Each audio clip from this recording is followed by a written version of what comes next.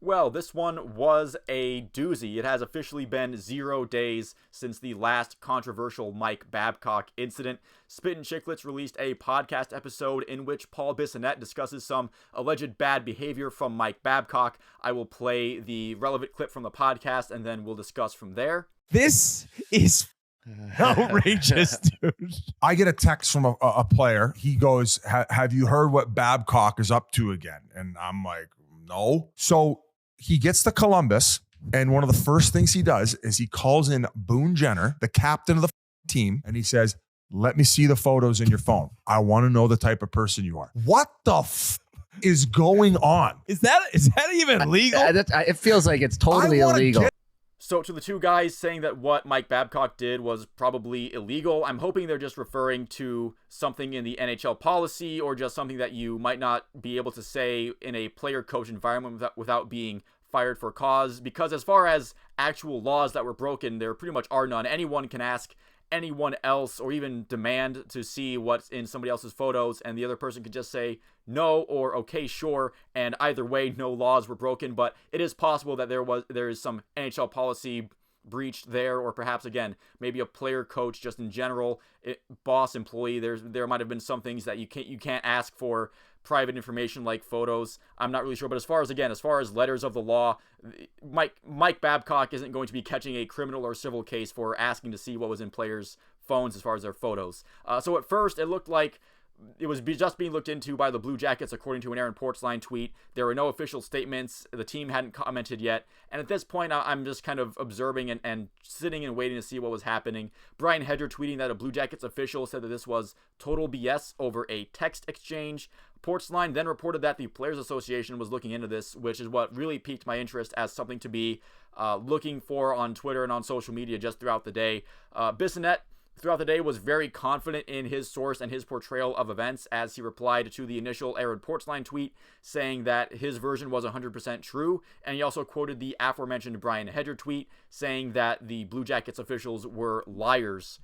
Mike Commodore, who we all know that Mike Commodore does not like Mike Babcock for good reason. And I'm not trying to portray Babcock as an innocent angel who's never done anything wrong in this video. Commodore definitely has very good and valid reasons to have a strong distaste for Mike Babcock. Too many Mikes I'm saying Mike too much in this story already.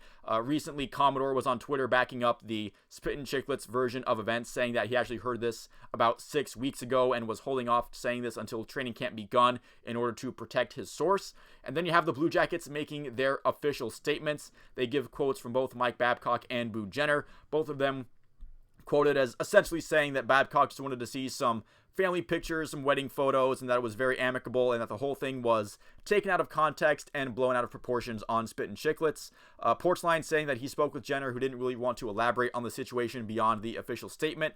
Brian Hedger did provide some additional quotes from Boone Jenner, but it's essentially more of the same, just said in a different way. Paul Bissonnette has actually pretty much quadrupled down on his portrayal of events being true, claiming that the statement you see from the Blue Jackets is essentially just a PR spin to cover up the more sinister aspects of what happened.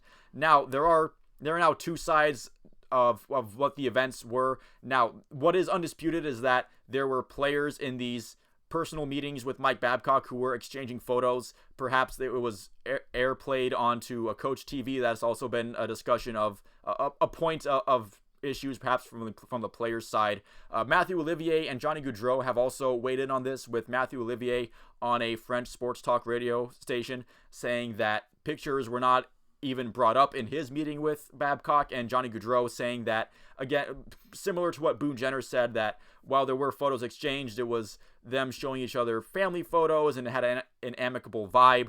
Aaron Portzline would publish an article in The Athletic with Babcock denying Paul Bissonnette's version of events, saying that players would voluntarily choose the photos and that the players scrolled through themselves. Babcock says that he's been doing this kind of thing for years, which is seemingly backed up by this tweet from Jack Han. I have no idea if this tweet has any merit, but seeing as this tweet, if that is evidence, then there is precedent for Mike Babcock doing this. You also have Nick Kotsanika, I'm hoping I'm saying his last name correctly, talking with the NHL's commissioner department and the deputy commissioner Bill Daly about this situation, where Bill Daly says that they've followed up with the club and that they've talked with the Players Association, and that as of right now, the Players Association hasn't found any sort of foul play when talking to the players, and the players have all reported that, these meetings went fairly well without any sort of a weird occurrence. Although this is the commissioner's office speaking for the Players Association, the NHLPA has not come out with anything official from their side as of yet. This is just what the commissioner's office has to say, the Players Association has to say, so there are some degrees of separation there. And right now, at the time, given the information, the NHL is completely fine with seeing this as a non-issue, as a non-story, just kind of something that's been popping up on a podcast. So let me just say, seeing the Blue Jackets in the national media for stuff like this absolutely sucks. I hate it. It seems that whenever the national hockey media pays attention to the Blue Jackets for more than an iota of a second, it's because there's just crap hitting the fan in some way, shape, or form. So if this turns out that this is the more sinister version of events that Spittin' Chiclets is portraying, if that is closer to reality, then this hire is definitely a case of just kind of seeing a dog turd on the other side of the street, walking over and stepping on it. However, through all of the public statements we've gotten from players and I guess private statements made to the Players Association, so far there hasn't really been much steam behind what the Spittin' Chiclets people and the people in that circle have said. Although, again, maybe that's just because the players feel a bit pressured to kind of toe the company line and not try to say bad things about the head coach at the moment.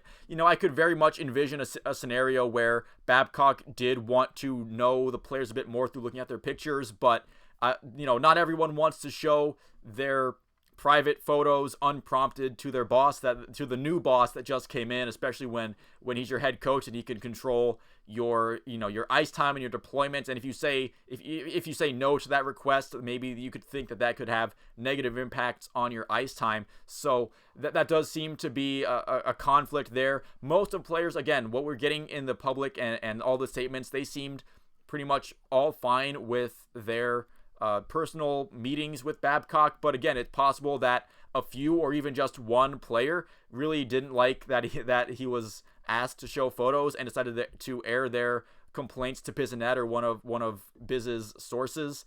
Again, I'm just really sick of seeing Jackets news in this kind of way. I would much rather prefer headlines about Adam Fantilli trying to earn the spot between Laine and Gaudreau, or Elvis trying to rebound himself from a really rough year he had last season, or the new defensive core and how Provorov and Severson could look in with the Blue Jackets, and maybe David Jiricek could come in. This was a bad vibes day for the Blue Jackets, even with things seemingly kind of starting to settle down with more and more players coming out and saying that nothing bad happened in their personal meetings.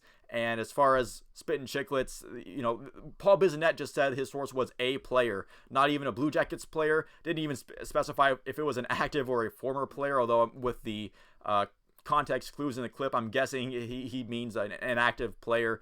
But again, it's just it wasn't a great vibes day for the Blue Jackets on social media. Hopefully this dies down, because again, hopefully I'm just hoping for the Blue Jackets players' sake that the less sinister version of events is true, that Mike Babcock just kind of wanted to get to know its players a little bit more. I guess there is possibility that this was some kind of mind game power play here played by Mike Babcock. And if that is the case and the locker room is turning against him, I'm sure we'll see that on the ice. But my ultimate point here is that if the NHL right now is satisfied with this being a non-issue and they're not going to be, having protest parades outside of the Blue Jackets office, I doubt the Blue Jackets front office is going to be doing much of anything involving this story besides doing what they already did in releasing the statements from Mike Babcock and Boone Jenner. I think they're just going to try to stay silent about this pretty much until the rest of time and just move on with training camp. I think that's what the approach they take.